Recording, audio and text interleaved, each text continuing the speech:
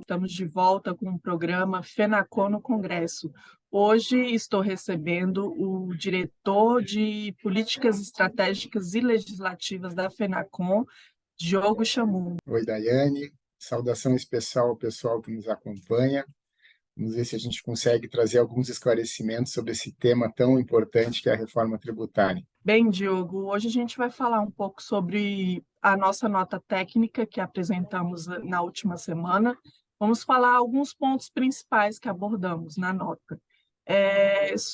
Tanto a PEC 45 como a PEC 110, ela propõe que no novo imposto seja fixado uma alíquota uniforme.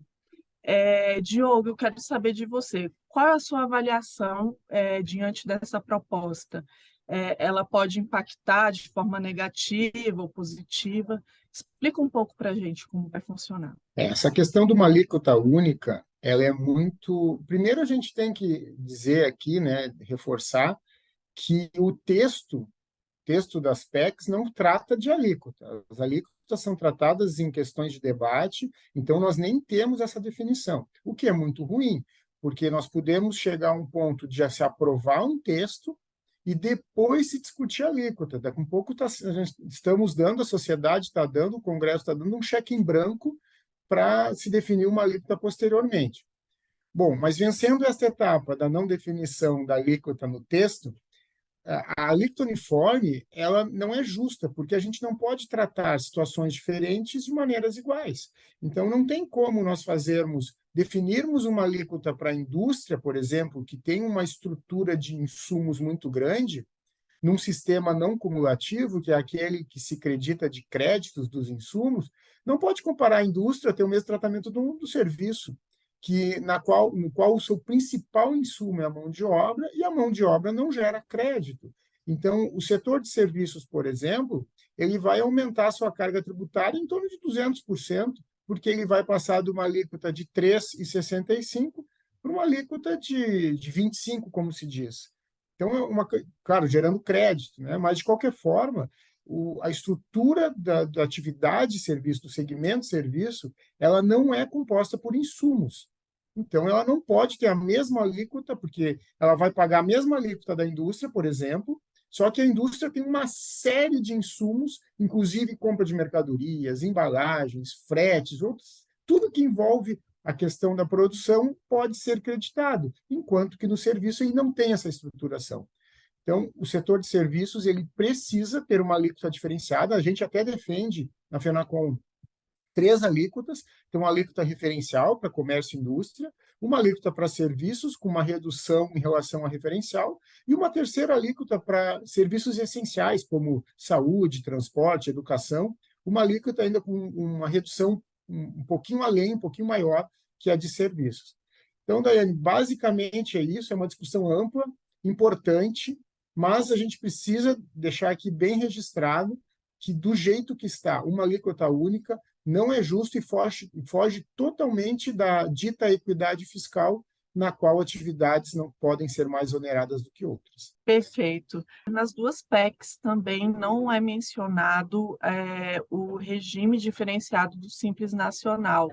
Diogo, o que isso pode acarretar para as empresas que estão nesse regime? Isso é uma questão também bem importante. O Brasil hoje está constituído em torno de 98% das suas empresas são do Simples Nacional, são as micro e pequenas empresas. E essa reforma, toda essa reforma está sendo feita para as empresas que não são do Simples Nacional. Então, a gente está falando em torno de 2% das empresas hoje no Brasil.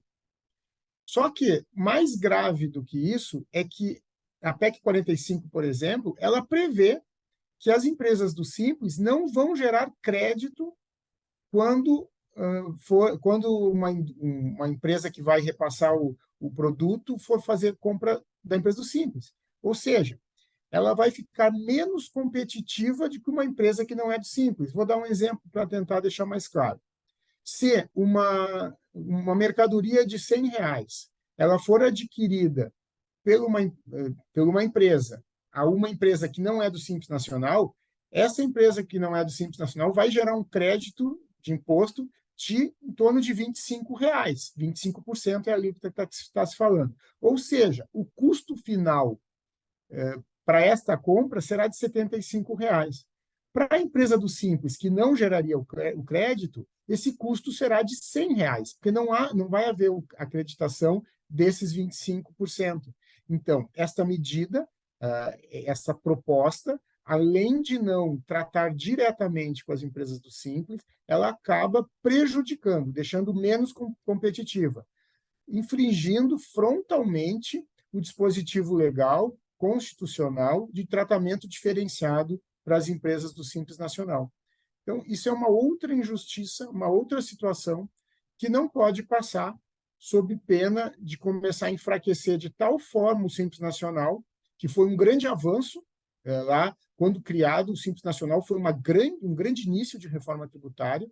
Então, se a gente começar a dificultar, se a legislação começar a dificultar para as empresas do Simples, tirando o tratamento diferenciado e, o que é pior, dando um tratamento prejudicial, vai acabar minguando este modelo sob pena, sob risco, inclusive, de ele ser extinto por não ser mais atrativo às pequenas empresas. Outro ponto de atenção mencionado na nota técnica é o período extenso da transição, que tem causado divergência até dentro do governo. O secretário da Reforma Tributária, Bernard Api, fala uma coisa, o ministro Haddad fala outra, então o que a gente pode fazer para que isso fique consistente, que fique mais, que simplifique esse sistema tributário, né? Porque dessa forma que eles estão propondo, eu acho que não é bom, né?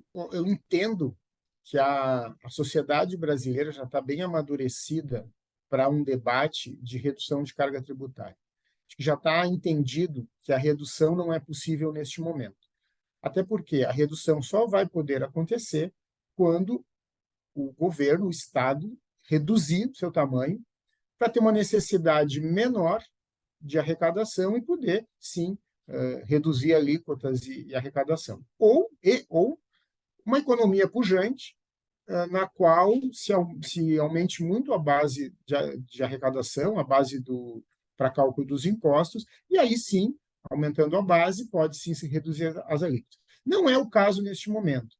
Então, não sendo este caso, o grande foco, a grande premissa tem que ser a da simplificação.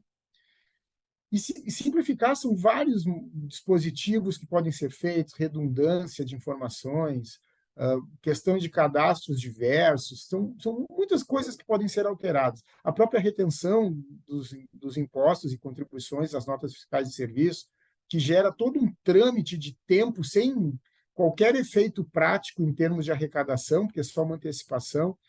Então, isso tudo vai ao encontro de uma simplificação.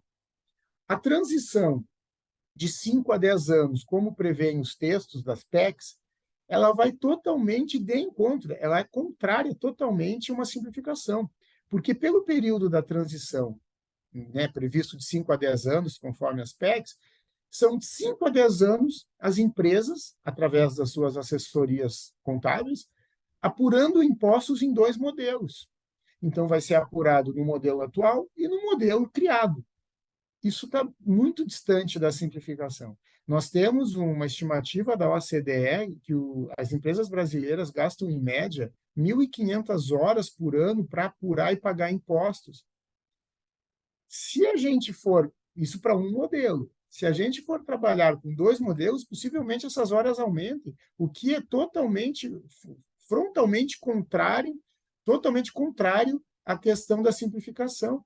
Então, a reforma tributária ela precisa trazer uma facilitação para destravar a economia, para trazer uma situação, um ambiente mais propício para o desenvolvimento.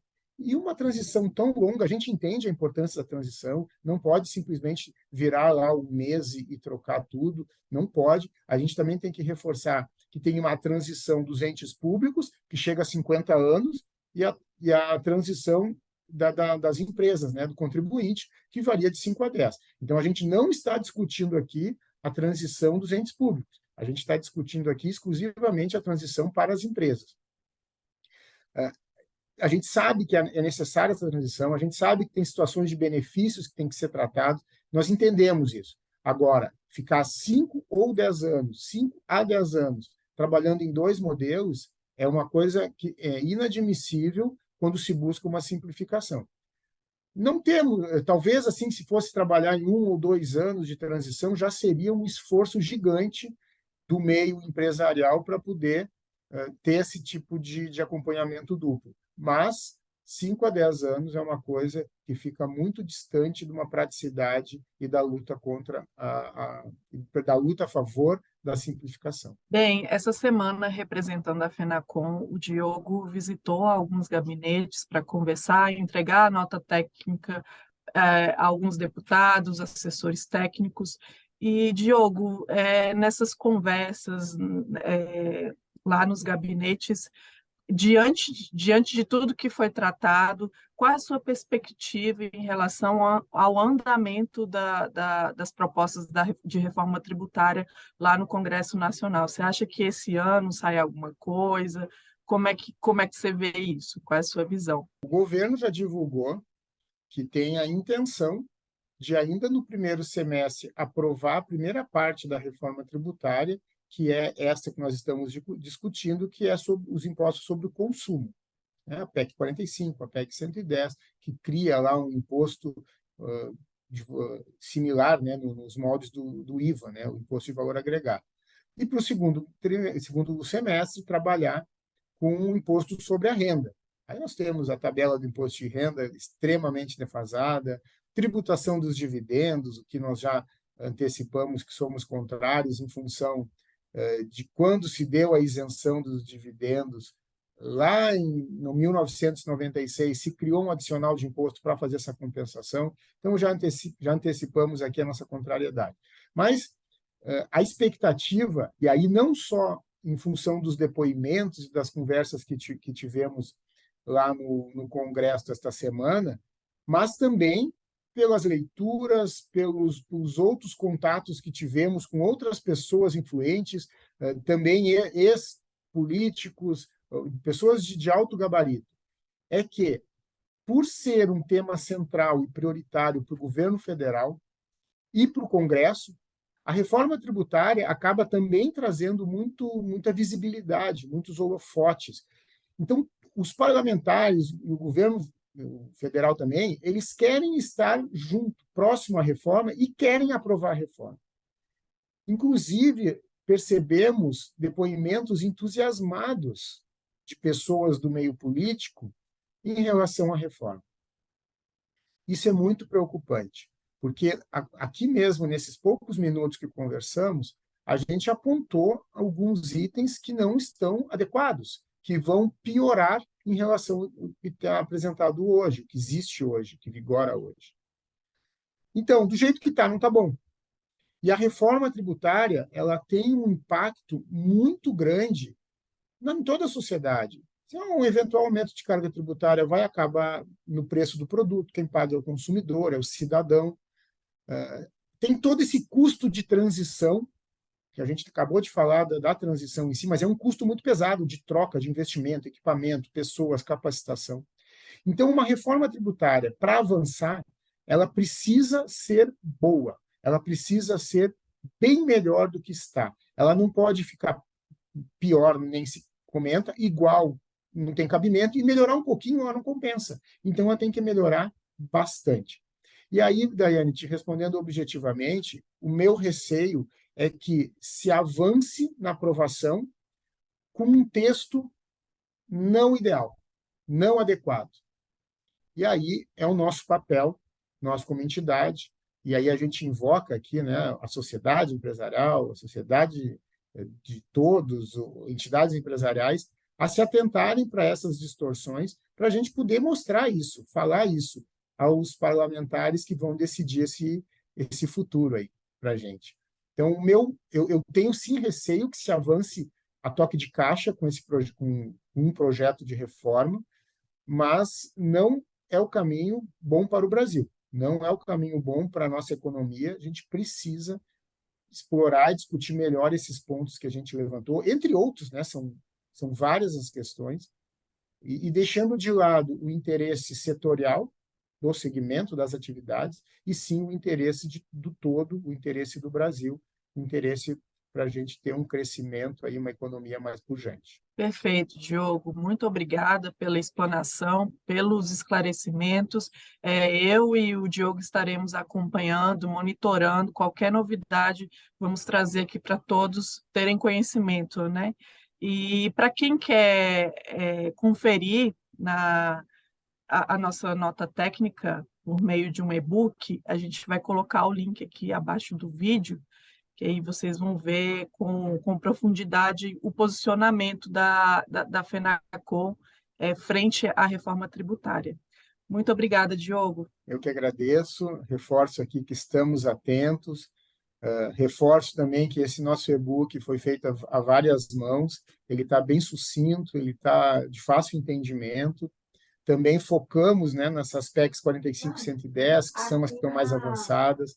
Tem outra, a PEC 46, que fala de simplificar, que é o Simplifica Já, que tem vários aspectos positivos. Talvez fosse o melhor caminho, entendemos que sim, mas ela está com menos força lá na Câmara Federal e no Senado, por isso que a gente focou nas tradicionais 45 e 110. Continuaremos vigilantes. Um bom dia a todos.